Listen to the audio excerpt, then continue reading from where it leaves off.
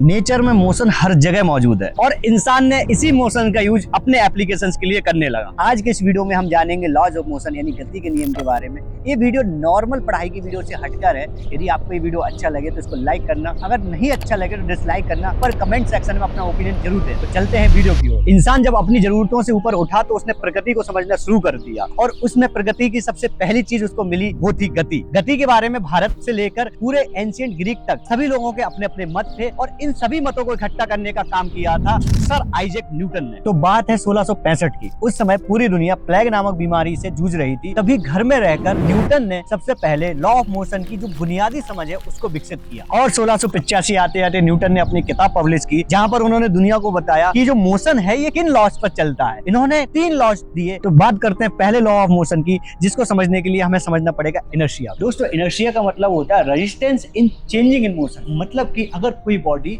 Rest में है तो हमेशा रेस्ट में रहना चाहिए और अगर कोई मोशन में है तो वो मोशन में ही रहेगा। इनर्शिया होता है 3 टाइप का, मोशन इनर्शिया, डायरेक्शन इनर्शिया और रेस्ट इनर्शिया। अगर कोई बॉडी अपने डायरेक्शन को चेंज नहीं करना चाह रही तो वो डायरेक्शन इनर्शिया होता है। ऐसे ही कोई बॉडी अपने मोशन को चेंज नहीं करना चाह रही तो वो मोशन इनर्शिया होता है। और लास्ट में यदि कोई बॉडी अपनी रेस्ट को ही चेंज नहीं करना चाह रही है तो वो रेस्ट इनर्शिया होता है। सेकंड लॉ को समझने के लिए हमें मोमेंटम को समझना पड़ेगा, जो कि मास और वेलोसिटी का प्रोडक्ट होता है। आसान भाषा में समझाऊं तो मेरे पास ये 2 ऑब्जेक्ट हैं। अगर मैं तुमसे कहूं कि मैं इसको बहुत धीमे से फेंकूं तो तुम कहोगे यार कुछ नहीं होने वाला, लेकिन अगर मैं इसकी स्पीड बढ़ाकर तुम्हारे ऊपर फेंकूं क्या होगा? हर्ट होगा कि नहीं होगे? और ये इतना भारी है, लेकिन अगर मैं इसको धीमे से भी फेंकूंगा तब भी हर्ट होगे। मतलब कि अगर मैं इसकी वेलोसिटी बढ़ा दूं और इसकी वेलोसिटी कम भी कर दूं, लेकिन दोनों से हर्ट होने की कंडीशन सेम रहेगी। तो तुम समझ रहे हो कि इन दोनों में अंतर क्या है? भाई इसका मास कम है पर वेलोसिटी मैंने बढ़ा दी, तो मास इंटू वेलोसिटी इसका इक्वल हो गया। और इसका मास ज्यादा है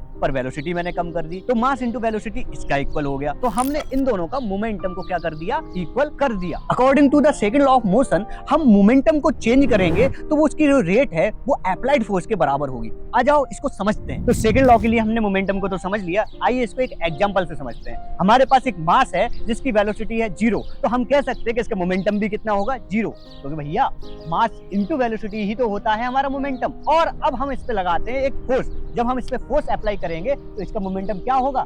चेंज हो जाएगा। और ये जो मोमेंटम चेंज हो रहा है ना, इसकी रेट को ही तो क्या कहा जाता है?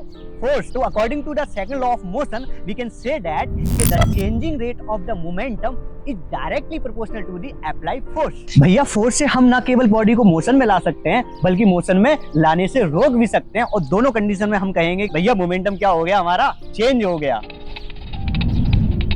लॉ ऑफ मोशन यानी every action force has a equal and opposite reaction force. मतलब कि अगर तुमने किसी पर एक्शन फोर्स अप्लाई किया तो वो तुम्हारे ऊपर बराबर पर ऑपोजिट डायरेक्शन में क्या पैदा कर देगा? Reaction force. फॉर एग्जांपल, मैं यहाँ पर खड़ा हुआ हूँ तो मेरी बॉडी का वजन नीचे डाउनवर्ड अर्थ की ओर जा रहा है, जिससे कि मेरी बॉडी का वजन as a action force react कर रहा है और अर्थ भी इसके रिस्पॉन्स में क्या पैदा कर रहा है? एक रिएक्शन फोर्स, जो कि मेरी बॉडी को ऊपर की ओर भेज रहा है। दैट्स व्हाई ये दोनों फोर्स एक दूसरे को कैंसिल आउट कर रहे हैं और ना मैं ऊपर जा पा रहा हूं और ना ही मैं नीचे जा पा रहा हूं। तो ये था थर्ड लॉ ऑफ मोशन। तो ये थे आज के लॉ ऑफ मोशन। ये वीडियो आपको जरूर अच्छी लगी होगी। अगर अच्छी नहीं लगी तब भी आप अपने कमेंट करना और आगे की वीडियो में आपको क्या जानना है ये जरूर बताना। मिलते हैं नेक्स्ट वीडियो जो कि होने वाली है फोर्स के बारे में।